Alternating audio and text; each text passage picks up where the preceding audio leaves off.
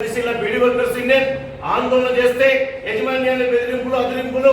అందుకని ఏ విషయాన్నైనా ఒక చెడు మీద మంచి గెలవాలన్నా, కార్మికుల హక్కుల్ని కాపాడాలన్నా ఒక ఐక్య ఉద్యమం అవసరం ఉందని చెప్పేసి భావించి 19వ తేదీ నాడు ఆర్మూర్లో జరిగిన రౌండ్ టేబుల్ సమావేశంలో రాజకీయ పార్టీలు, బీడీ రంగంలో అనుభవం ఉన్న నాయకులు అందరం కూడా ఒక తీర్మానం చేసుకుని ఈ రోజు పాత్రికేయ మిత్రులకు విషయాన్ని చెప్పి ఐక్య ఉద్యమానికి రేపు ఒక ఐక్య కమిటీ వేయడానికి కూడా అడుగులు వేస్తాం అని చెప్పేసి అనుకొని ఈ కార్యక్రమాన్ని తీసుకోవడం జరిగింది.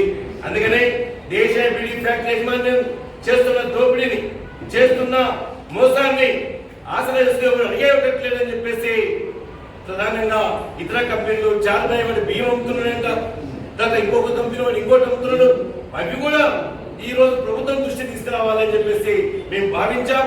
కార్మికులకు అన్యాయం జరగకూడదు అనే ఉద్దేశంతోనే ఈ ఉద్యమానికి రాజకీయ పార్టీలతో పాటు ఇలా సిపిఎం పార్టీ నుంచి రమేష్ బాబు గారు, అట్లాగే తెలుగుదేశం నుంచి యాదవ్ సాబు, అట్లాగే ఈ రోజు trade union Congress party Urdu academy chairman గా అనుభవం ఉన్న కార్మిక నాయకుడిగా తయారైన హాజరయ్యారు.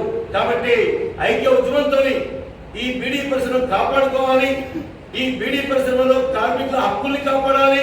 వల్ల ఈరోజు వీటి మీద ఈ ఐక్య ఉద్యమం కోసమే రేపు అడుగులు వేయబోతా ఉన్నాం.